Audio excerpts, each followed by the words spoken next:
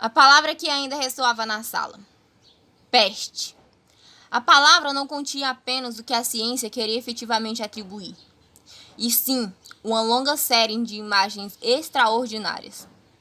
Atenas, empestada e abandonada pelos pássaros, as cidades chinesas, cheias de moribundos silenciosos, os condenados de Marsella, empilhados em covas, os corpos que se liquefaziam, a construção na Provença de um muro para deter o vento furioso da peste, Java e seus mendigos horrendos, o carnaval de médicos mascarados durante a peste negra, as carretas de mortos na aterrada Londres, as noites e os dias em toda parte, sempre cheio dos gritos intermináveis dos homens. Não! Tudo isso não era bastante forte para manter a paz desse dia.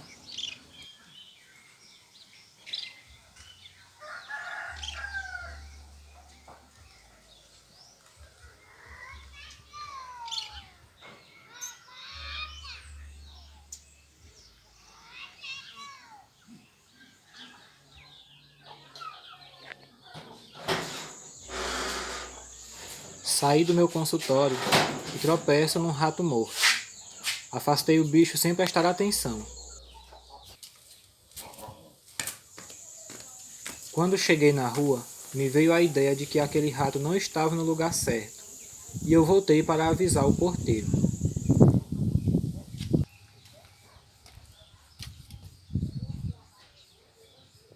A presença desse rato morto, para mim, era apenas estranho, enquanto para o porteiro era um escândalo.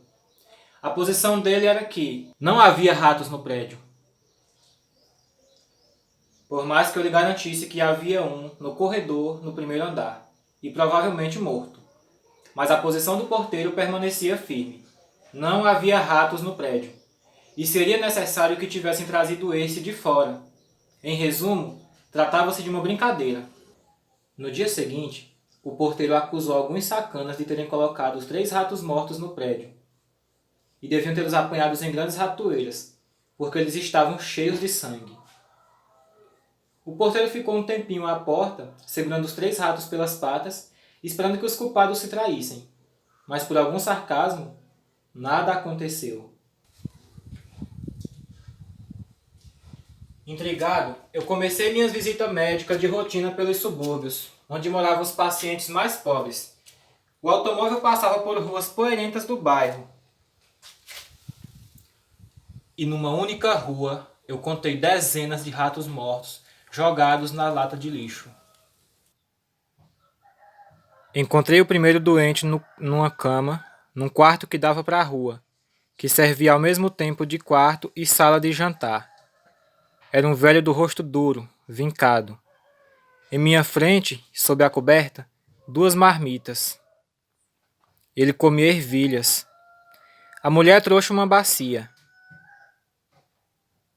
Ei, doutor, eles estão saindo, já viu? O vizinho apanhou 3. Vê-se em todas as latas de lixo.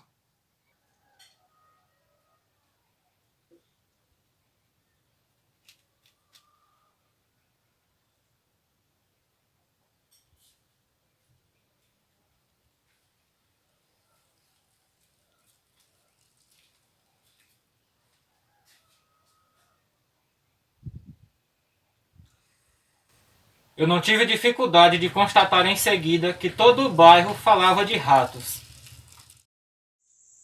No dia seguinte, eu encontrei o porteiro Michel com uma expressão ainda mais abatida. Do porão ao sótão, uma dezena de ratos mortos jogados sobre as escadas. Os caixotes de lixo das casas vizinhas estavam cheios deles. As fábricas e os depósitos vomitaram centenas de cadáveres de ratos.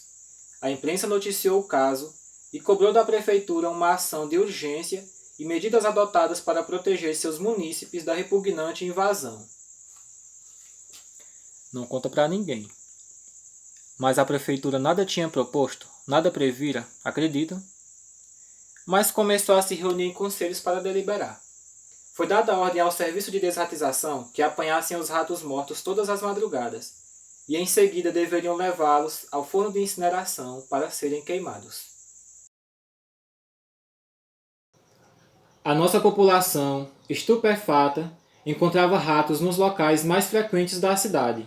Praças de armas, recreio das escolas, repartições públicas, ministérios, centros culturais, avenidas à beira-mar, todos apareciam sujos.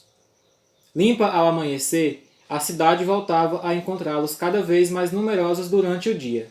Diziam que a própria terra onde estavam plantadas as nossas casas se purgavam de seus rumores, deixando sob a superfície furúnculos que até então a minavam anteriormente. Imagina onde está o espanto da nossa cidade, até então tão tranquila. Transtornados como um homem saudável, cujo sangue espesso se pusesse de repente revolução não. As coisas foram longe demais. A agência de informação anuncia 6.231 ratos mortos, apanhados e queimados, isso em apenas um único dia.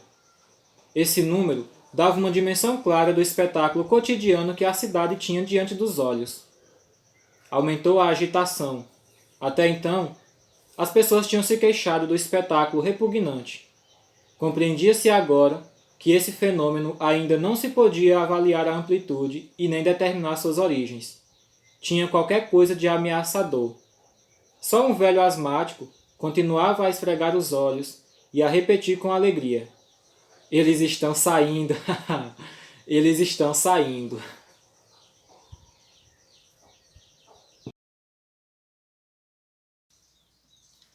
15 dias depois, a imprensa anuncia uma coleta de 8.000 ratos mortos por dia. A ansiedade atingiu o auge. Exigiam medidas radicais, acusavam as autoridades, e alguns que tinham casas fora da cidade já falavam em se mudar para lá. Mas no dia seguinte, o fenômeno acabou bruscamente. Os ratos tinham sumido e a cidade respirou aliviada, achando que o problema tinha acabado. Mas foi nessa mesma data, ao meio-dia, que eu vi, ao fundo da rua, o porteiro Michel.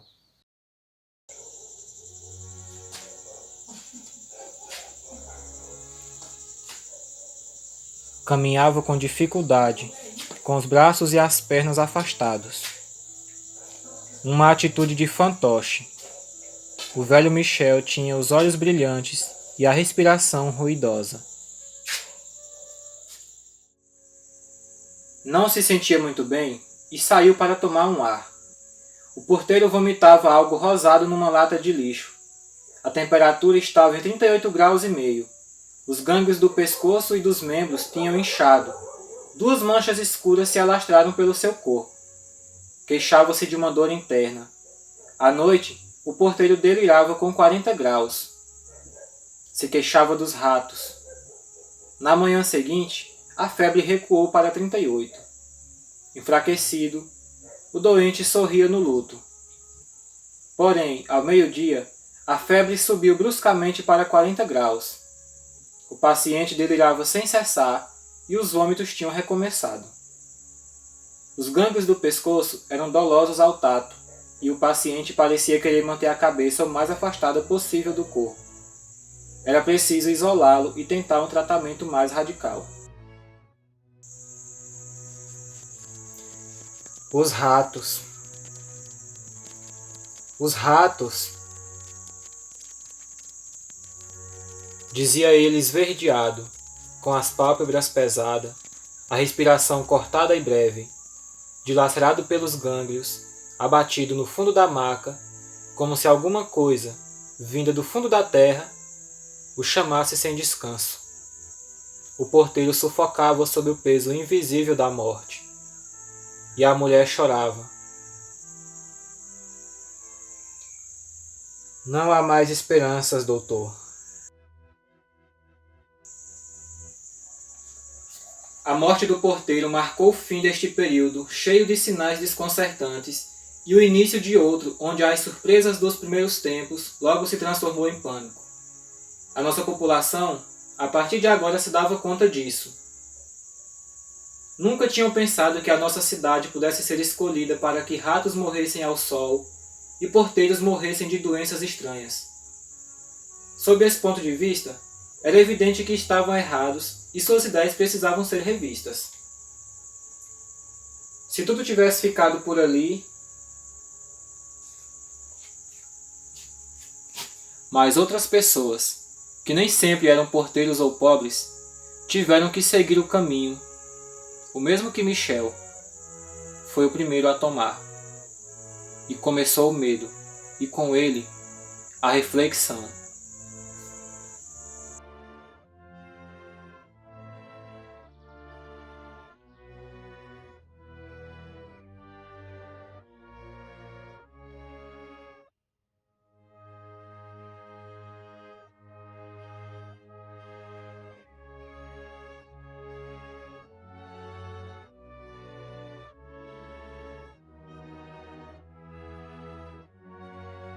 A palavra peste acabava de ser pronunciada pela primeira vez. A palavra que ainda ressoava na sala. Peste. A palavra não continha apenas o que a ciência queria efetivamente atribuir, e sim uma longa série de imagens extraordinárias.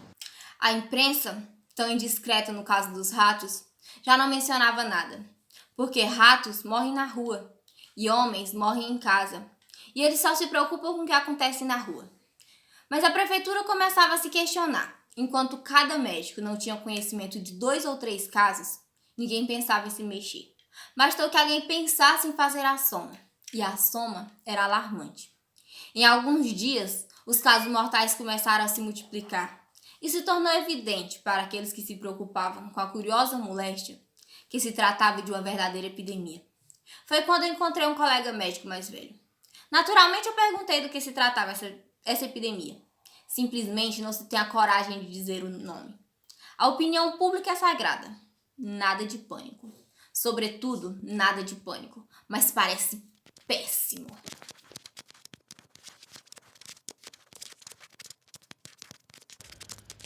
Se apoderou da cidade uma espécie de abatimento.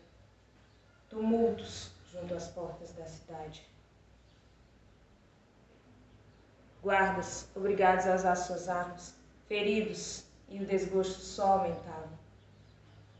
E as autoridades esperavam o pior, e estudavam muito a sério medidas a serem tomadas no caso dessa população ser mantida sob o flagelo, se levada à revolta. Intervenção militar, estado de defesa, estado de sítio. Jornais publicaram decretos com a proibição de sair à noite e ameaçavam com pena de prisão aos infratores. Patrulhas percorriam a noite. Um silêncio pesado, cheio de desconfiança, recaía sobre a cidade ameaçada.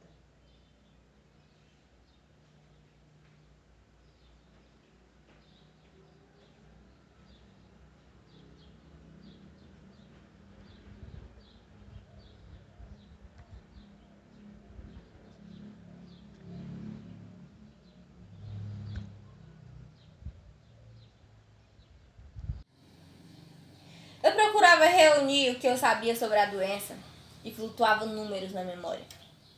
E eu dizia a mim mesmo que umas 3 dezenas de pestes que a história conheceu tinham feito perto de 100.000 mortos. O que são 1.000 mortos? Quando se faz a guerra, já é muito saber o que é um morto? Já que um homem morto só tem significado se o viemos morrer, 100.000 mortos esfuma-se na imaginação. O lembrado da peste de Constantinopla, segundo Procópio, tinha feito 10.000 vítimas em um único dia. 10.000 pessoas são 5 vezes o número de um grande teatro. Aí estava o que se deveria fazer. Juntem as pessoas à saída de 5 teatros para conduzi-los a uma praça da cidade. E fazer elas morrerem em montes para se compreender alguma coisa. E ao menos podiam colocar uns rostos conhecidos nesse amontoado anônimo. Naturalmente isso é impossível de se fazer. Depois, quem realmente conhece 10.000 rostos?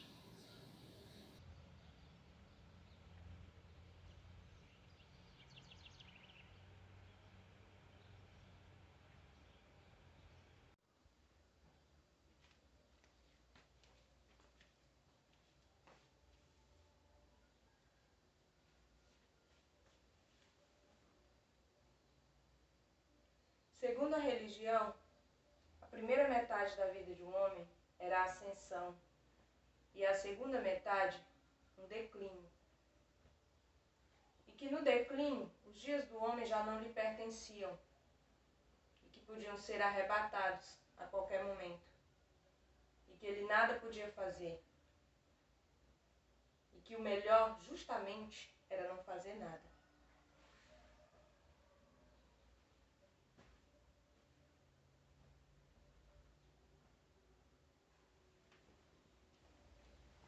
A ordem do mundo é regulada pela morte.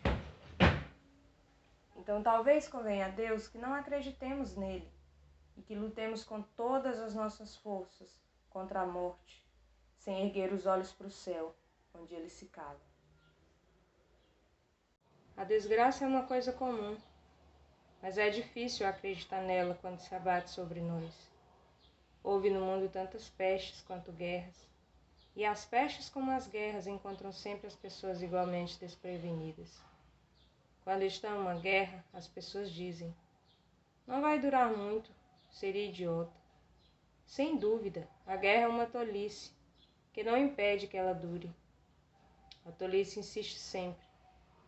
Talvez a gente compreendesse isso se a gente não ficasse pensando sempre em nós. Mas a nossa população agia como todo mundo. Pensava em si próprio. Continuavam a fazer negócios, preparavam viagens, tinham opinião. Como poderia ter pensado na peste, que suprime o futuro, os deslocamentos e as discussões? Só o mar comprova o que há de inquietação e de eterna falta de tranquilidade neste mundo. Eu pensava nas fogueiras citadas por Lucrécio, e o que os atenienses atacados pela doença acendiam na beira do mar. Levam para lá os mortos durante a noite, mas o lugar é pequeno, e os vivos batem-se a golpes, sustentando lutas sangrentas, para não abandonarem os cadáveres. Imaginar as fogueiras diante da água, tranquila, escura, os golpes na noite crepitantes de fagulhas e tensos vapores envenenados. Subindo para um céu atento, podia recear. Se essa vestigem não se mantinha diante da razão, é verdade que a palavra peste fora pronunciada. É verdade que neste mesmo instante a flagela palavra que derrubava uma ou duas vítimas. Que diabo podia acabar? O que essa peste significa? Uma interminável derrota. Quem ensina isso? A miséria.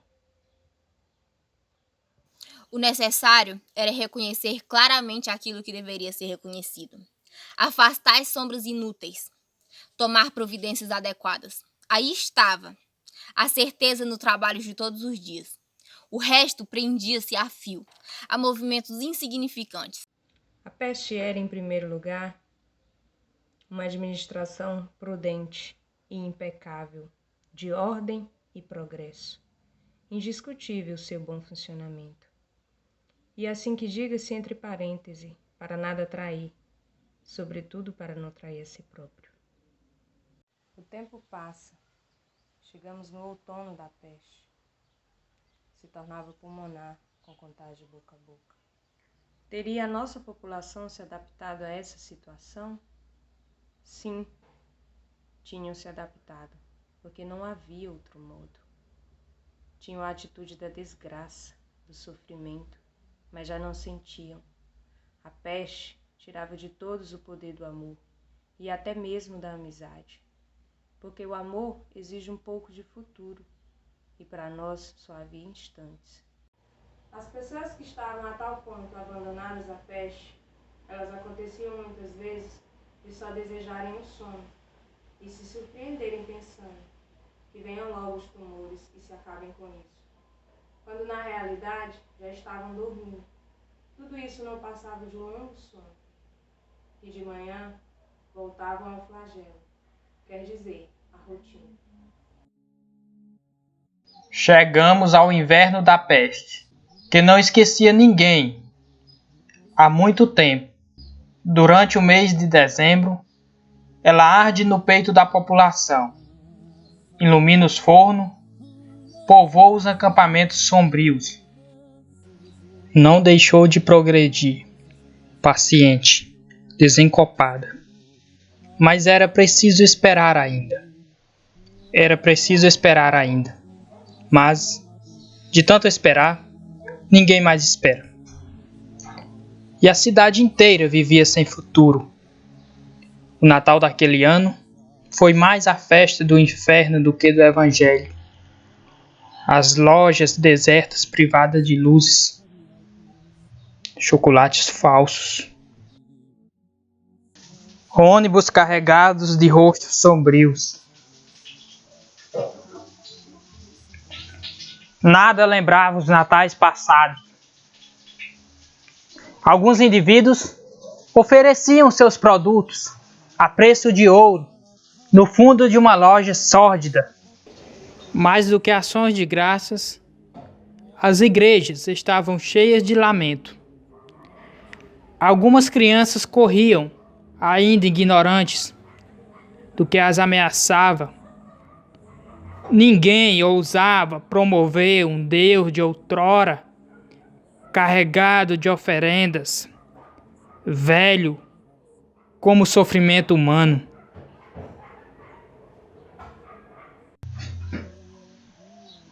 Mas foi nessa mesma época que apareceu uma jovem em estado desesperador, com todos os sintomas da peste pulmonar.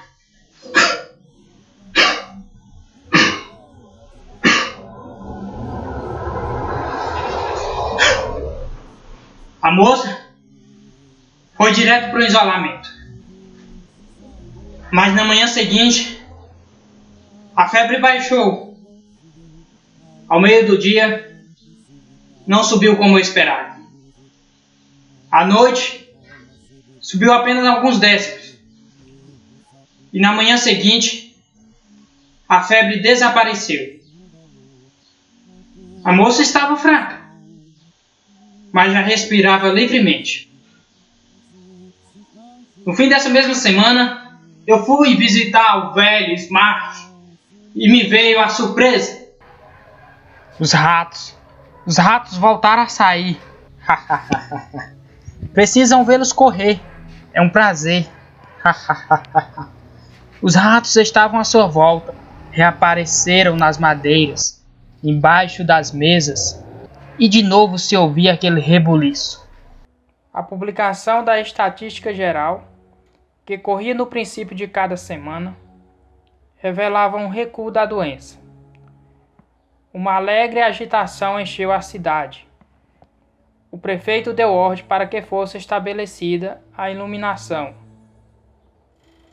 E nas ruas iluminadas, os nossos cidadãos se espalhavam em grupos risonhos e barulhentos.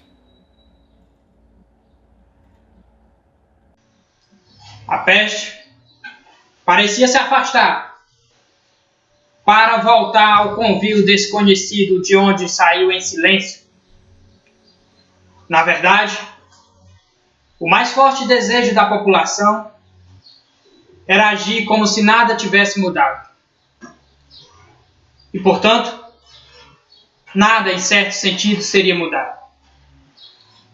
Entretanto, não se pode esquecer tudo, mesmo com a vontade necessária. E a peste deixava vestígios, pelo menos nos corações. As portas da cidade se abriam depois de 10 meses. O povo saudado pelos jornais da prefeitura, pelos comunicados e pelo rádio. Grandes festejos estavam organizados para o dia e para a noite. Dançavam-se nas praças. As igrejas rezavam ações de graça.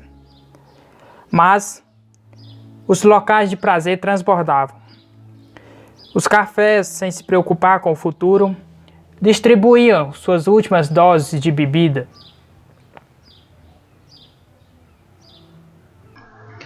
A cidade começava a viver de novo, apagando seu passado para recomeçar do nada.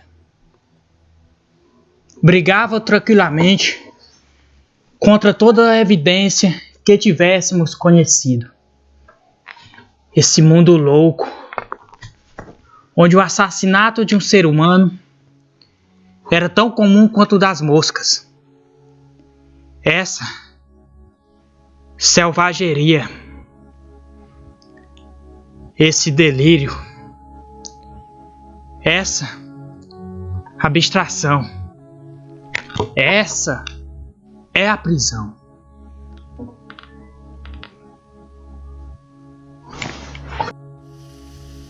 Negavam que tivéssemos sido esse povo atardoado, que todas as noites uma parte se evapora em fumaça gordurosa, enquanto a outra era carregada nas cadeiras da impotência, do medo, esperando a sua vez. Entre os mortos, as sirenes das ambulâncias, o que se convencionou a chamar de destino. No medo, na desonra e na revolta do coração, se ouvia sempre um rumor entre esses seres aterrados, dizendo que era preciso encontrar sua verdadeira pátria. A verdadeira pátria se encontra através dos muros dessa cidade sufocada. Estava nas matas perfumadas das colinas, no mar, nos países livres e no peso do amor. E era para a felicidade que iam voltar, afastando todo o resto com repulsa, contra qualquer coisa que se possa desejar sempre e obter algumas vezes. Essa qualquer coisa é a ternura humana.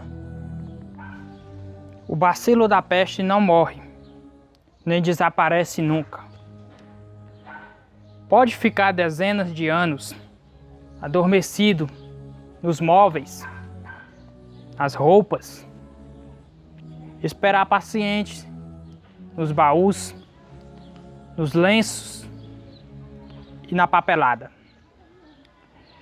Eu sabia que viria o dia que era para a desgraça e ensinamento dos homens.